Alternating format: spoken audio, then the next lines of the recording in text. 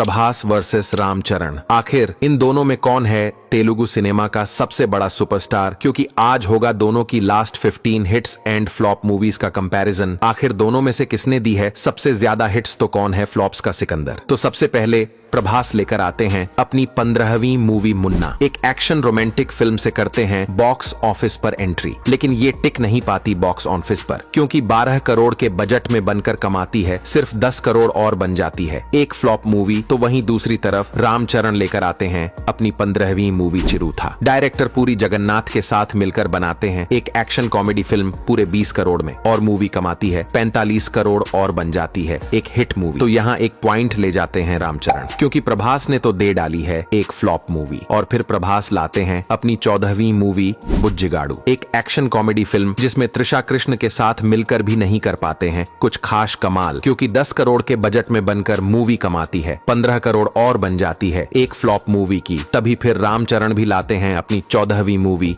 मगधीरा, एक action fantasy film जिसमें राजा मौली के साथ मिलकर ऐसा कर डालते हैं कमाल की उड़ा देते हैं बॉक्स ऑफिस के फ्यूज, क्योंकि 40 करोड़ के बजट में बनकर मूवी कमाती है 152 करोड़ और बन जाती है साल की सबसे बड़ी ब्लॉकबस्टर मूवी। तो यहाँ फिर पॉइंट ले जाते हैं रामचरण, क्योंकि उन्होंने दी है सबसे बड़ी ब्लॉकबस्टर मूवी। और फिर गुस्से में प्रभास लेकर आते हैं अपनी 13वीं मूवी बिल्ला, करते हैं बॉलीवुड मूवी डॉन का तेलुगु रीमेक और बनाते हैं इसे 15 करोड़ में, और मूवी कमाती है 30 करोड़ और बन जाती है एक हिट मूवी। तभी फिर रामचरण भी लेकर आते हैं अपनी 13वीं मूवी ऑरेंज, एक रोमांटिक ड्रामा फिल्म जिससे ऑडियंस होती है ना खुश, क्योंकि 40 करोड़ के बजट में बनकर मूवी कमाती है 40 करोड़ और बन जाती है एक फ्लॉप मूवी। तो यहाँ एक पॉइंट ले जाते हैं प्रभास, क्योंकि उन्होंने दी है एक हिट मूवी। और फिर मन ही मन खुश होकर प्रभास लाते हैं अपनी 12वीं मूवी एक निरंजन, लाते हैं एक एक्शन ड्रामा फिल्म डायरेक्टर पूरी जगन्नाथ के साथ, लेकिन मूवी का हो जाता है पोपट, क्योंकि 14 करोड़ के बजट में बनकर मूवी कमाती है सिर्फ 15 करोड़ और बन जाती है एक फ्लॉप मूवी। तो वहीं दूसरी तरफ रामचरण भी लाते हैं अपनी 12वीं मूवी रक्षा, एक एक्शन रोमांटिक फिल्म जिसमें तमन्ना के साथ मिलकर करते हैं कमाल, और मूवी को बनाते हैं 40 करोड़ में, और मूवी कमाती है 80 करोड़ और बन जाती है एक हिट मूवी।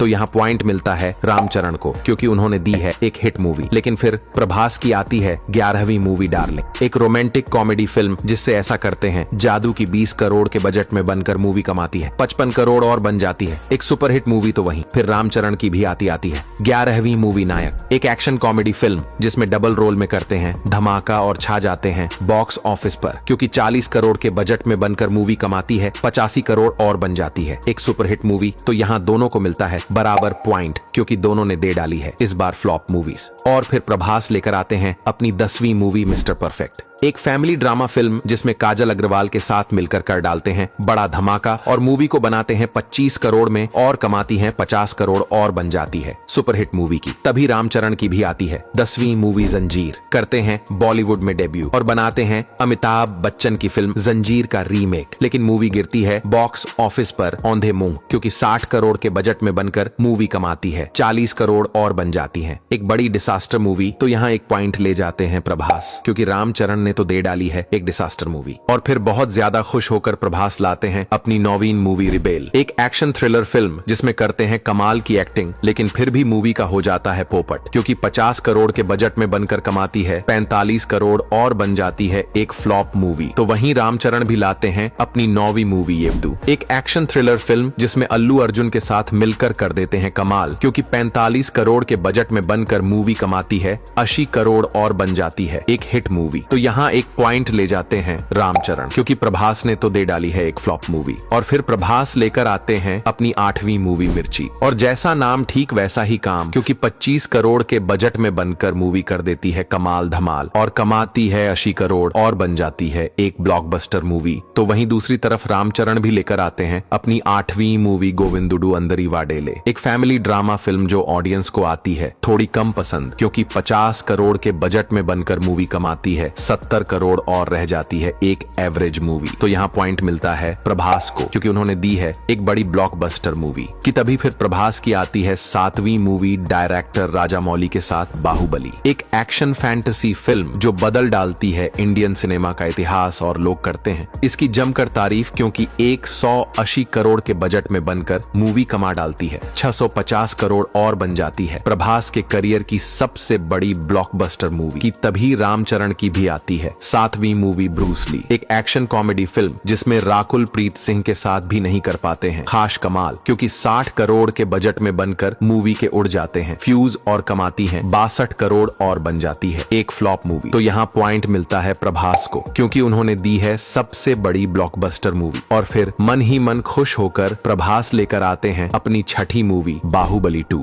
बाहुबली का बनाते हैं सिक्वल और तोड़ डालते हैं बॉक्स ऑफिस के सारे रिकॉर्ड, क्योंकि 250 करोड़ के बजट में बनाते हैं मूवी को और कमा डालती है 1810 करोड़ और बन जाती है इंडियन सिनेमा की सबसे बड़ी ब्लॉकबस्टर मूवी। तो वहीं रामचरण भी लेकर आते हैं अपनी छठी मूवी ध्रुवा, एक एक्शन थ्रिलर फिल्म जिसमें करते हैं कमाल की एक्टिंग और मूवी को बनाते हैं 50 करोड़ में और ये कमाती है 95 करोड़ और बन जाती है एक हिट मूवी। तो यहाँ पॉइंट मिलता है प्रभास को, क्योंकि उन्होंने दी है सबसे बड़ी ब्लॉकबस्टर मूवी। लेकिन फिर प्रभास लाते हैं अपनी 5वीं मूवी साहो, एक प्योर एक्शन थ्रिलर फिल्म से मारते हैं बॉलीवुड में एंट्री, लेकिन कर नहीं पाती ये कुछ खास कमाल, क्योंकि 300 करोड़ के भारी बजट में बनकर भी मूवी कमाती है 400 करोड़ और बन जाती है एक एवरेज मूवी। तो वहीं दूसरी तरफ रामचरण भी लाते हैं अपनी 5वीं मूवी रंगस्थलम, एक एक्शन ड्रामा फिल्म जिसमें डायरेक्टर सुकुमार के साथ मिलकर करते हैं ऐसा कमाल की लूट ले जाते हैं बॉक्स ऑफिस को, क्योंकि 80 करोड़ के बजट में बनकर मूवी कमा डालती है 220 करोड़ और बन जाती है एक ब्लॉकबस्टर मूवी। तो यहाँ एक पॉइंट रामचरण ले जाते हैं, क्योंकि उन्होंने दी है एक ब्लॉकबस्टर मूवी। और फिर प्रभास की आती है चौथी मूवी राधे श्याम, एक रोमांटिक ड्रामा फिल्म जिसमें पूजा हेगड़े के साथ मिलकर करते हैं रोमांस, लेकिन मूवी का हो जाता है पोपट, क्योंकि 250 करोड़ के बजट में बनकर भी कमाती है 225 करोड़ और बन जाती है एक फ्लॉप मूवी। तो वहीं रामचरण लाते हैं अपनी चौथी मूवी विनया विधेया रामा, एक एक्शन ड्रामा फिल्म लाकर सोचते हैं कि इस बार भी तोड़ूंगा बॉक्स ऑफिस के रिकॉर्ड, लेकिन मूवी गिरती है बॉक्स ऑफिस पर औंधे मुंह, क्योंकि 90 करोड़ के बजट में बनकर कमाती है सिर्फ 98 करोड़ और बन जाती है एक फ्लॉप मूवी। तो यहाँ दोनों को मिलता है बराबर पॉइंट, क्योंकि दोनों ने दे डाली है इस बार फ्लॉप मूवीज। लेकिन फिर प्रभास लाते हैं अपनी तीसरी मूवी आदि पुरुष,